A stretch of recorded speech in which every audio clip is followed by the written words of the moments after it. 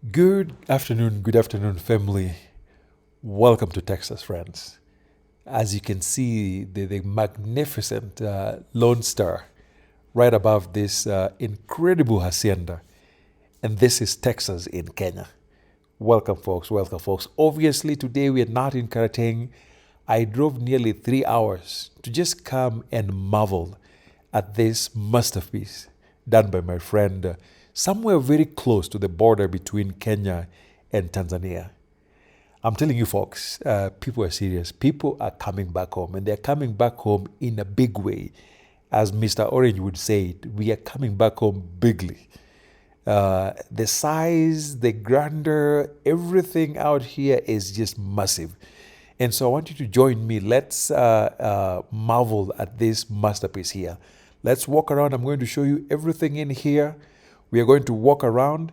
And as we do that, as always, I'm going to talk your ears off. I want to talk with you about the things that I think people should bring back home, whether they're the physical stuff or things that are less visible, the things that are worth bringing back to the village, and some things that, in my opinion, may not be worth it. Actually, this is the first. I've gone to many homes built by people who live in Texas, but this is the first home that you walk in and right away you know that this home is linked to the Lone Star State. Now, many of you already know that I have a home in California, and so we don't care too much about Texas, guys. Actually, Texas was my landing spot. I landed in DFW many years ago. So I still have a very deep connection to Texas, but I would not want to live in Texas any day if it was up to me. Given what I do professionally, I think Texas is exceptionally beautiful, but they have too many crazy folks. But I have so many fans. I have so many loved ones out there. I go to DFW every single year. And so it is a joy to come back to see reminders of the Lone Star State, the place where I first landed. And by the way, if you've moved to the US, the place where you land on day one will always be special. I'd love to have the California Bear somewhere next to Karateng White House. But unfortunately for me, in the village, the US has been largely trauma. So I try to minimize any reminders of the US when I'm in the village. But I think my friend has done work here that is on another scale. So join me. Let's take a look, let's enjoy this, and let's have a conversation about what is worth bringing to the village. But before we do all of that, as always, we invite you to join the team by subscribing. We invite you to watch our videos regularly and share with folks who may enjoy our content. But that said, you all know that we help returnees with building structures like this. We have architects, we have builders, we have landscapers. So all you got to do is reach out, and we are more than happy to connect with people who know more than we do.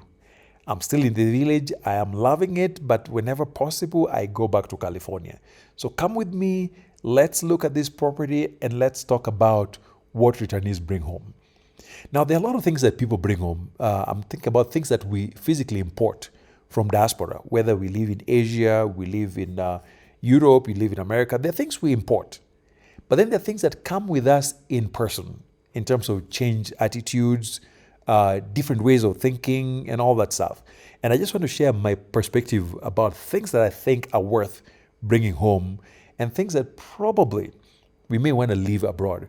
Because there are some things we learn, there's a bit of unlearning that happens. Not for everybody. I've met, especially men, there's some of us who moved to diaspora, and even after 50 years, we are exactly the same as we left. That may or may not be a good thing. So anyway, come with me and let's talk about this. Now, the most obvious one that everybody talks about is often finances. And in general, before I break down the financial part, some of what we bring home can be very useful, can be disruptive, and I'm talking about disruptive good and disruptive bad. Some of the things that we bring home are actually very harmful that I hope you don't bring around, because those things will make your life very difficult. So the obvious one is finances. Many of us work very hard, save and bring money home. Keep in mind that if you are thinking of coming back to Kenya, remember, there are people in Kenya who have way more money than you do. So don't show up thinking that you have money. I'm telling you, back here in Kenya, people have money. The kind of money I hear numbers people talk about, and I'm wondering, where are you guys making money? So there are folks who obviously work very hard. have built up their empires, nothing really nefarious. But then there's also plenty of folks who are swimming on taxpayer money and all kinds of things. But remember, there are folks who have way more money than you do at home. Many, many folks. Whatever money you bring to the village, it is not infinite. So make sure you have your math together. I have seen a few folks come with money thinking they have a lot of money. Within a short period of time, they are now turning into beggars and everybody's avoiding them. They live in the village. Some of them, unfortunately, didn't even have papers, moved back, had no proper plans, ran out of money. And so they're busy calling diasporans here and there and borrowing left and right. So nobody wants to have anything with them. So whatever money you have, however much it is, remember, it's not infinite. Money runs out at some point, so you have to make sure your stream of income is stable. Number two, there are physical stuff that people import. Personally, I've not imported a whole lot. Many people ship stuff. And one thing I'll tell you too, Kenya has a lot of good stuff. If you're willing to do the work, you'll find good stuff. But personally, I say whatever feels right, whatever you import, just do it. For me, I would not import many things, but here's a list of things that I would import. Number one is furniture. Furniture and, furniture in general, not necessarily, but something like mattresses, I would import that.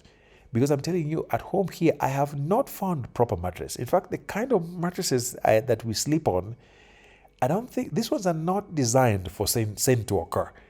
I'm yet to find proper mattress. I'd like to hear, if anybody has a good plug for mattresses, tell me. But people bring furniture. But like I said, you'll find really good furniture in Kenya. They just happen to be much more expensive than they are in diaspora. A lot of people bring appliances. And all I say is bring whatever you want. As long as you have a 240 and a 210 in your home, you're fine. If you don't know what that is, ask me. I'll show you what that looks like. Because for the most part, the new homes we build now, we run two lines. We do the 240 and the 110 so that whatever appliance you bring in, it'll work. Some people bring bathroom fittings. I would do that. Go to Home Depot, get like the shower heads, the faucets. They will fit right in. Very nice. Some people bring flooring. I would probably not do that because, again, with flooring, the challenge is if you run out of it, you're in trouble. I would personally maybe import playground equipment, things like hammocks. I might bring tools like lawn mowers and all that. That's fine. But again, whatever pleases you, you can import stuff. Just make sure you know what you're doing in terms of whether or not they're going to work when you arrive. And then, of course, a lot of us, not everybody, come back with slightly changed mindset. Many people are very open-minded on many issues like gender relations, gender orientation, and also many of us come back with a very changed perspective about being comfortable with being wrong. I'll tell you that the average Kenyan, at least before we leave Kenya, if you ask us something, we will not say we don't know it. Anytime, and talk to Fundis, you ask them whether they know something, they'll say they know it. But once we leave outside, we come back, I'm very comfortable telling you that I don't know something, and that's it. I don't have to explain. If I don't know it, I don't know, and that's fine. That is very common with those who lived outside. And then, again, many of us come with relatively wider perspective on life because out there we meet people from every corner of the planet. And we also grow old at the same time. So many of us come with the open minds, but I've met people who, again, live in the US for 50 years, but their mindset is exactly as they were when they left. So that said, the other thing that is unique about returnees coming back to the village is that a lot of returnees have a very good eye for opportunities. You'd be surprised that technically I live in California, but my neighbors come to my home, they buy corn, they buy flour, they buy chicken, they buy eggs, they buy vegetables from me. And some of them have much bigger pieces of land. Now, I know there's a resource angle to it, but you'd be surprised how many opportunities there are in the village that many people locally don't see. So unfortunately, this can be a problem because when you come from outside, you see opportunities, you maximize on it.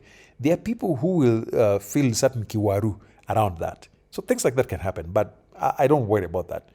So immigrants or people who have lived outside come, they see opportunities and they seize and take advantage of them. That's a very unique thing.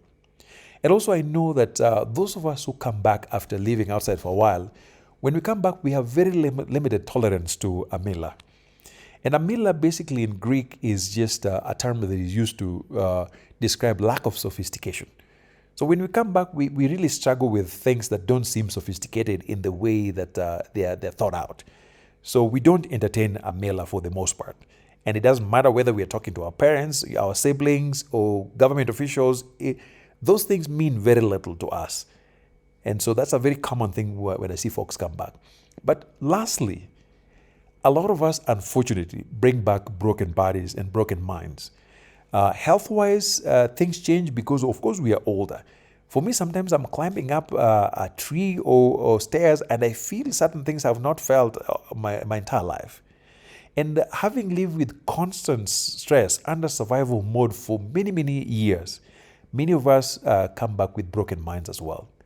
So I hope this was informative, folks. I hope you enjoyed our Texas in the Village, and I will see you in the next video. Thank you.